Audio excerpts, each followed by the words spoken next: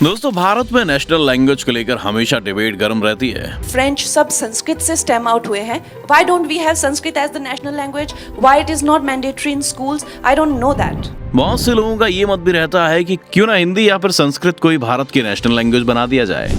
लेकिन ऐसे प्रपोजल्स पर बहुत सारे राज्यों की तरफ से विरोध भी देखा गया है। ये सब कंफ्यूजिंग इसलिए भी हो जाता है क्योंकि एक तरफ तो हम देखते हैं कि फ्रांस में फ्रेंच बोली जाती है, जर्मनी में जर्मन, तो फिर भारत में एक भाषा क्यों ना हो। तो अब ले देकर हम उसी सवाल पर वापस आ जाते हैं कि क्या हिंदी या संस्कृत को हमारी नेशनल लैंग्वेज बना देना चाहिए, और इससे भी बड़ा सवाल, क्या भारत को एक नेशनल लैंग्वेज की जरूरत है। आज इन्हीं सवालों के जवाब हम इस वीडियो में तलाशने की कोशिश करेंगे, तो अंत तक बने रहिएगा वीडियो में हमारे साथ। लेकिन वीडियो शुरू होने से पहले अगर आप इस चैनल पर नए हैं या आपने अभी तक चैनल को सब्सक्राइब नहीं किया है तो चैनल को सब्सक्राइब करना और बेल आइकन दबाना ना भूलें। नेशनल लैंग्वेज पर आज से ही नहीं बल्कि देश के बनने से ही डिबेट चली आ रही है। भारत के संविधान को बनाने वाली कॉन्स्टिट्यूशनल असेंबली में भी इस पर काफी बात हुई थी। उस वक्त ये डिसाइड किया गया कि हिंदी और बाकी भाषाओं के साथ साथ अंग्रेजी को 1965 तक रखा जाए, जिसके बाद अंग्रेजी को खत्म कर दिया जाएगा। लेकिन 1960 के दशक की शुरुआत में ही साउथ के स्टेट्स में कई सारे आंदोलन चलने लगे, क्योंकि उन्हें डर था कि अगर अंग्रेजी चली जाएगी तो हिंदी को उन पर जबरदस्ती थोपा जा सकता है। इसके बाद फिर इस फैसले को टाल दिया गया और 1971 में हमने बांग्लादेश की क्राइसिस को देखा, क्योंकि पाकिस्तान ने उर्दू को नेशनल लैंग्वेज डिक्लेयर कर दिया था। इसलिए ईस्ट पाकिस्तान में रहने वाले बांग्लादेशी इससे काफी नाराज हो गए और आखिर में हम सब जानते हैं कि किस तरह पाकिस्तान के दो टुकड़े हो गए। तब से भारत को भी ये वार्निंग मिल गई कि लैंग्वेज कितना सेंसिटिव इश्यू है और इसे अच्छे से हैंडल ना किया जाए तो बहुत बड़ी परेशानी भी आ सकती है। अब चलिए इतिहास से हटकर यथार्थ की तरफ आते हैं। जो सबसे बड़ी मांग अभी रखी जाती है वो है संस्कृत या फिर हिंदी को नेशनल लैंग्वेज बनाने की। नेशनल लैंग्वेज का ये मतलब बिल्कुल नहीं होता कि आपसे कहा जाएगा कि आप अपनी भाषा छोड़कर हिंदी बोलना शुरू कर दें, बल्कि इसका ये मतलब है कि जितने भी सरकारी कामकाज या फिर कोर्ट्स में जो हो रहा है उसे हिंदी में कर दिया जाएगा। अब इसमें सबसे पहली समस्या तो ये आती है कि अगर आप अभी सभी स्टेट्स में हिंदी सिखाना शुरू करेंगे तो आपको लगभग 20 साल लगेंगे एक ऐसी जनरेशन तैयार करने में जो हिंदी में काम करना सीख सके।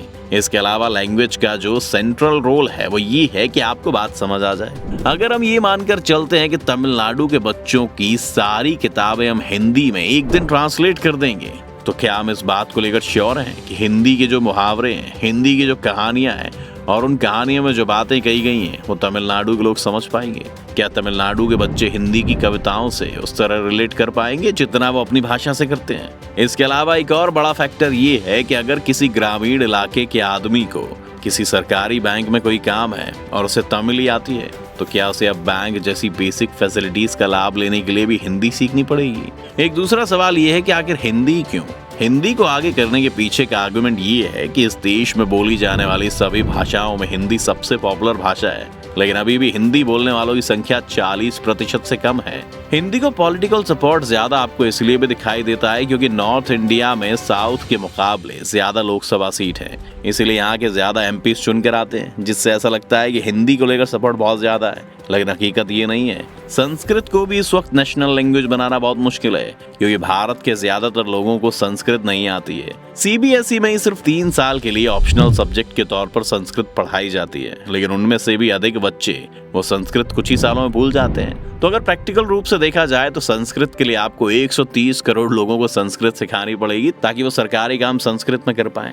अब एक सवाल जो सबसे महत्वपूर्ण है वो ये है कि क्या हमें एक नेशनल लैंग्वेज की जरूरत है? अगर प्रैक्टिकल रूप से देखा जाए तो भारत के पास अंग्रेजी के रूप में एक भाषा मौजूद है जिससे हमारे सभी राज्य आपस में एक दूसरे से इंटरेक्ट कर सकते हैं। इसके अलावा इंटरनेशनल स्पेस में भी इंग्लिश हमें एडवांटेज देती है। तो एक नई भारतीय भाषा को नेशनल लैंग्वेज बनाकर क्या हम पहले से चल रहे एक स्मूथ सिस्टम में अड़चन नहीं बन रहे हैं? हिंदी को नेशनल लैंग्वेज बनाने की डिबेट में एक बड़ा धड़ा अंग्रेजी का ये कहकर विरोध करता है कि ये फॉरेन लैंग्वेज है, लेकिन जो फोन वो इस्तेमाल कर रहा है, जिन कंपनीज के प्रोडक्ट उसे पसंद हैं और जो कार वो खरीदने का सपना देख रहा है, ये सब भी तो फॉरेन है। अगर अंग्रेजी का विरोध सिर्फ इस बात के लिए करना है क्योंकि इससे हमें गुलामी की याद आती है, तो फिर हर विदेशी चीज को चौराहे पर जला देना चाहिए। विदेशी कंपनीज के प्रोडक्ट्स उन्हें ईस्ट इंडिया कंपनी की याद क्यों नहीं दिलाते?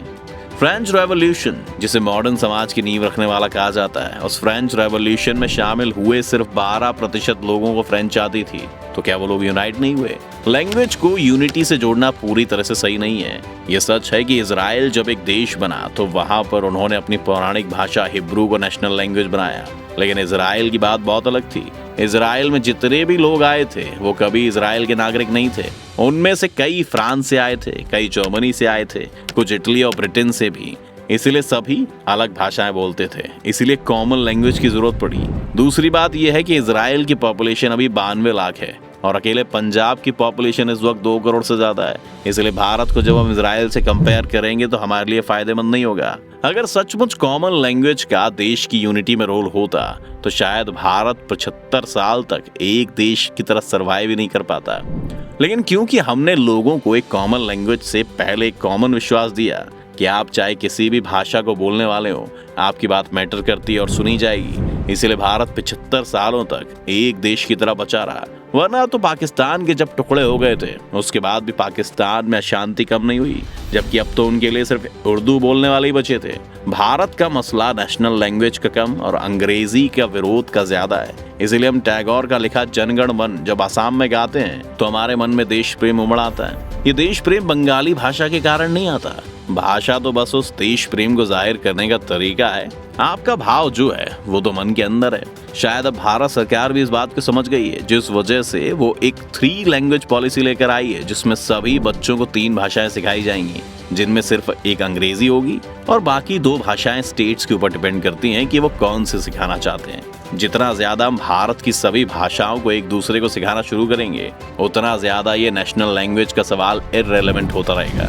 हमारी कल्पना एक ऐसे समाज की नहीं होनी चाहिए जहां सभी लोग एक ही भाषा बोलें, एक ही भाषा में कविताएं लिखें, एक ही भाषा में उपन्यास पढ़ें, बल्कि हमें वो समाज बनाना है जहाँ एक ही व्यक्ति बंगाली और तमिल दोनों की किताबें अपने घर में रखता हो और आम बोलचाल में वो शायद भोजपुरी या हिंदी ज्यादा बोलता हो। इस तरह का समाज इस देश की अखंडता के लिए ज्यादा जरूरी होगा। पर ये तो थे हमारे ख्याल। आपका इस पर क्या कहना है दोस्तों, हमें जरूर बताएं। आप कमेंट्स में ये भी बता सकते हैं कि आपकी मातृभाषा क्या है। उम्मीद है कि आज की इस वीडियो से आपको काफी कुछ सीखने को मिला होगा। अगर आपको वीडियो पसंद आए हो तो वीडियो को लाइक करें और अगर आप इस चैनल पर नए हैं तो जाने से पहले चैनल को सब्सक्राइब करना भी ना भूलें।